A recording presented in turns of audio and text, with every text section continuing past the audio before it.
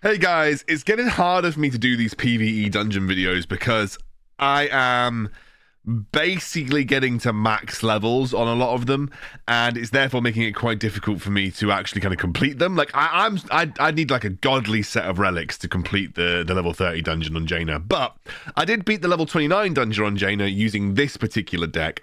And I really like this deck because it does a lot of things. It does a lot of things really well. There's a few things that I think that need to be mentioned just based on the relics you can get. Because essentially, we're running a lot of cycle minis, which increases our chances of getting cycle-based relics. A really good one is reducing the cost of your next non-cycle mini by 1 when you play a cycle mini.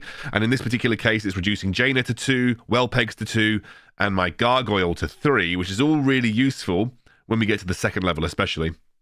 We're also running a lot of elemental minis, so Jaina and the Wellpegs, which increases our chances of maybe getting an elemental relic, such as the double elemental damage, but gain vulnerable, which is a really, really good relic for completing dungeons with. But essentially, this has got everything that you need to beat the dungeon. You've got Gargoyle for the first level and the second level. So Gargoyle on Crowd Pummeler is great. You pick up a belt. Gargoyle will hit the boss continuously, dealing a lot of damage. And on the second level, it's great for taking or dealing a significant chunk of damage to the towers. You can run Goblin Sappers instead, but I just find they aren't as useful anywhere else. I think that Gargoyle does something similar, albeit it is more expensive. We're running Defias Bandits for the chest pickups on the first level, but also then for defense on the second level. Griffin Rider, great defensive unit all round. Quillbore, just really adaptable, and it's actually really important for the second boss for tanking, because the Gargoyle can actually do significant amounts of damage to the second boss when tanking. And then we have Wellpegs, which are just generally quite useful too. We're running Chain Lightning because it's a cheap spell to run with Jaina. We're running Storm's Reach on Chain Lightning, but really you could run whatever talent you want. I have tried running this with Execute, I've tried running it with Blizzard. I just find that sort of the quick, low cost damage of Chain Lightning is much more impactful. Bristleback on Quillbore for the chickens, Flame Burst, extended range, and I think we're running Wing Buffet. Oh my gosh. We beat it running Aerial Superiority, which there are like only Griffin Riders as air units in this entire level. So I somehow beat level 29 with Aerial Superiority when I should have been running Wing Buffet, because actually if you don't run Wing Buffet, you take too much damage on the second tower. I wondered why the Gargoyles were dying to the towers on the second level, because obviously towers have now changed to siege damage, but that didn't affect Gargoyle anyway because Gargoyle is armored. And I was thinking, why are my Gargoyles now dying continuously to the second towers? And I realized I've been running the wrong talent. Anyway, let's get into it. Let's break down the tactics of each level, and we'll talk you through the dungeon. Right, let's talk through this first dungeon level. I have to just drop the sound down because it might have some background sound. And yes, so we are doing Crowd Pummeler, and we did it with the Arcane Crystal. So we have double elemental damage, but vulnerability. But that's great because we don't care about vulnerability on Wellpegs. It deals double damage for free, basically, and Jaina is obviously used mostly in defensive situations. So it's really simple when you have Gargoyle on this level, if I'm honest with you. You want to send Gargoyles down here, or you want to send Gargoyles down here, pick up the belts, hit the boss. Everything else is kind of reactive. The biggest tip I can give you is you kind of want to get your Defias Bandits here, and you always want to ensure that you've got control of this Meeting Stone. This Meeting Stone makes this level so much easier. Other than that, Quillbore to deal with chickens because you've got Bristleback, and then Wellpegs are very good at dealing with things like Harvest Golem and Mountaineer, preferably both at once. So let's get into it. So I actually drop a Jaina to go this way round. I think because the only reason, and what I will say, dropping a Gargoyle to pick up the belt here, the Gargoyle will usually lose the belt by the time that it gets to the boss. So it's not always the most effective way to drop the Gargoyle, but it is, you know, it's another pathway of getting the Gargoyle to the boss, which is the most important.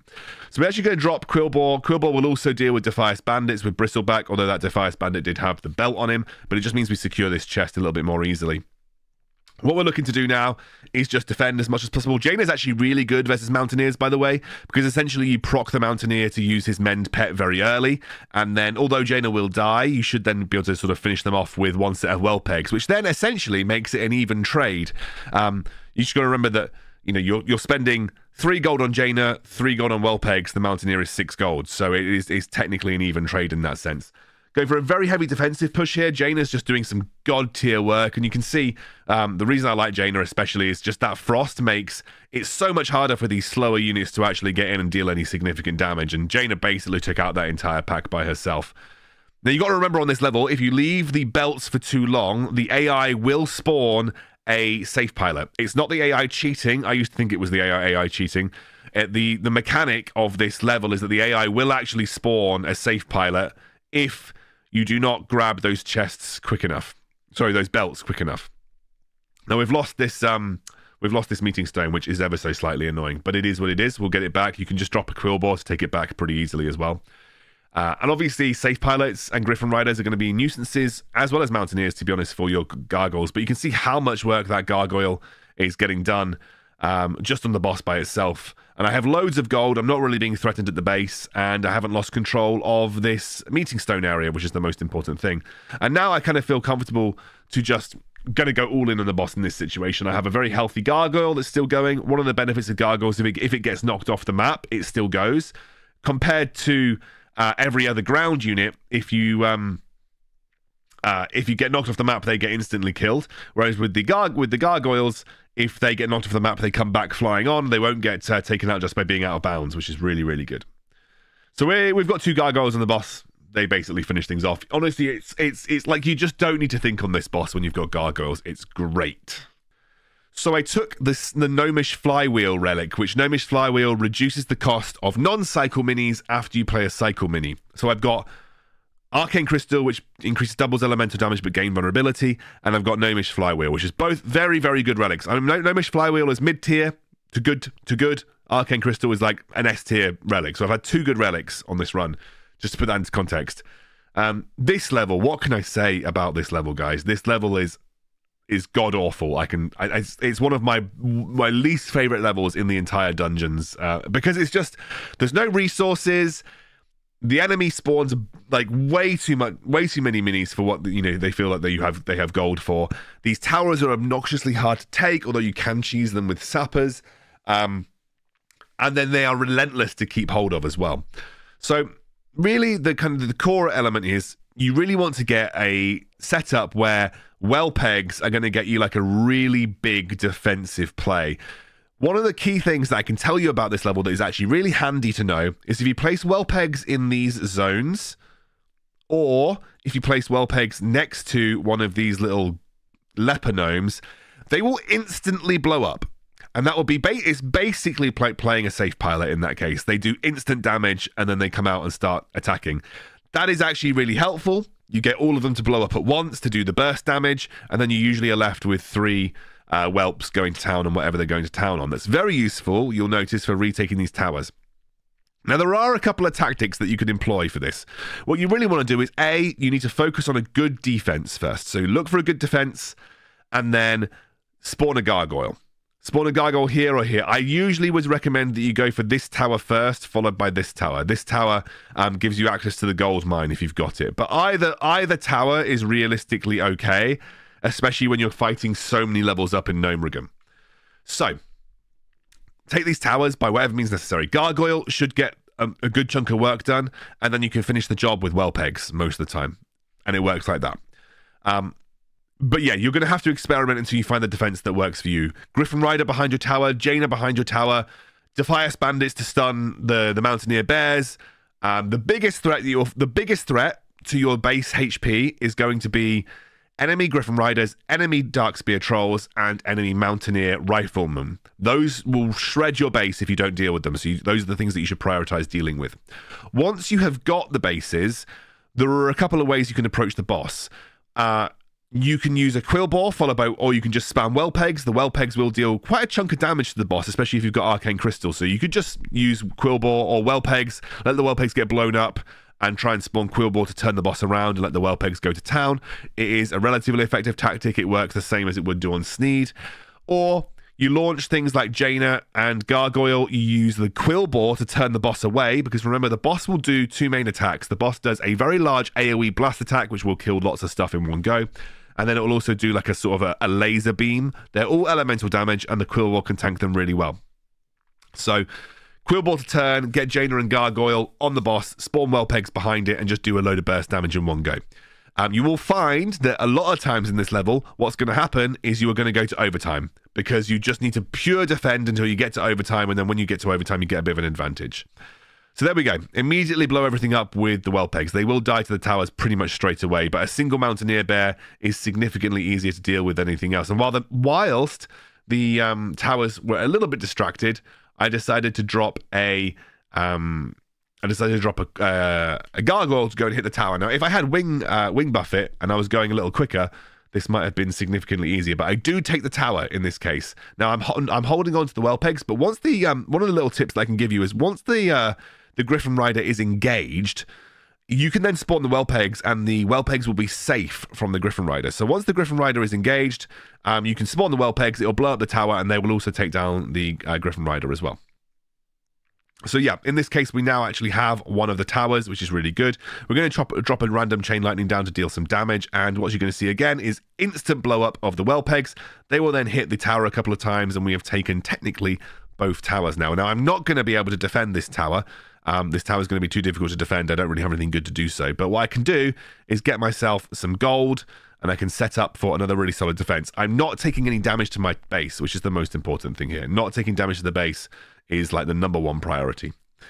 We're going to drop another. This is by the way, this is really awful from me. Like, that is a load of wasted gold. I thought at this point I'm screwed. I thought at this point I'm screwed, but I didn't. I managed to get the defense going, and it's fine. Little tip here. Again, another opportunity to just use Whelpegs to blow up the tower. Little tip. If you have Gargoyle going on this side tower and you see a good opportunity to go for the gold, you can definitely do that. And I would recommend that you give it a go. It's a good opportunity to kind of like farm away some of the gold where you can. Just using Jaina in a really defensive situation here, we do get a really nice clear, as you can see. We are going to use the Whelpegs, but they will not instantly blow up, which is really annoying. I thought they would, but they are providing enough of a distraction from everything else, which is going to allow my Jaina, who deals a lot of damage to the towers, by the way. I even used the Chain Lightning just to kind of get myself over the edge. I wasn't really bothered about maintaining this tower, though. What I was genuinely bothered about in this situation was just getting the gold, because getting the gold is really important. Now, what you can see here is we're going to spawn the Quill Ball behind. We're going for our first push on the boss in this scenario. We get basically my Jaina gets one-shot Chain Lightning here, but we're going to get a couple of hits off from our Gargoyle, which is going to deal a chunk of damage, which is really nice. Going to spawn another Jaina in a defensive scenario here. Again, just trying to defend as much as we physically can. We actually do one shot. Jaina does a lot of damage, which is actually really nice. Jaina does a significant chunk of damage. So you got to remember that when you've got Jaina. She is very, very good for dealing like solid damage to things in the area. So this is another opportunity for Whelpegs. We have to spawn them. This is a really critical moment. That Darkspear Troll, you can see how much damage it's doing to my base. It is disgusting how much damage Darkspear Troll does. As you can see, we've lost the tower once more. So I genuinely did think at this point, yep, your run's over. Like, nothing you can do in this situation is going to make this better for you. Your run is over. You've lost the tower again. But I knew that overtime was going to be a big deal. So I was purely going for the overtime play in this situation. And again, really good opportunity to just get the instant Whelpegs burst here. We get the gold from Jaina, which is also really important. But the only problem that you do have to realize in this situation is, of course, we are dealing with defensive stuff as well. Now, once we get into overtime, it won't be so bad. But yeah, you just have to be aware that you're constantly defending in these situations. Very lucky that we have Gnomish Flywheel in this scenario. But look at the Giant Burst. That Giant Blast will deal quite a chunk of damage. It blows up my Jaina. It practically blows up everything on one side. But we spawn the Quill Ball and we get another couple of hits in. And we're just slowly starting to chip away at the damage, as you can see here. Here's the big blast. Basically blows everything up. But we're going to go for round 2 in this scenario. Drop another Quill Ball. We've got a Jaina and a Gargoyle coming in. That's the blast that comes through. And our Gargoyle gets a hit. We have the Whelpegs blow up, and that is simple. Yeah, I was a little bit lucky. Like, that was very scrappy, but you will find that it is incredibly scrappy on that level. That level is a level that you'll pass by the skin of your teeth, or you won't. So Relic for the last fight doesn't really matter, but we took Bloodluster Paulets. Doesn't matter for this. This was hilariously easy. I don't even really need to talk about it. The only thing that you need to know is that you shouldn't really play Gargoyle on this level. Gargoyle is a useless unit. But because we have such a cheap deck, and we have Gnomish Flywheel, we can basically spam everything else. We can get like 3 Jainas out at once if we wanted to.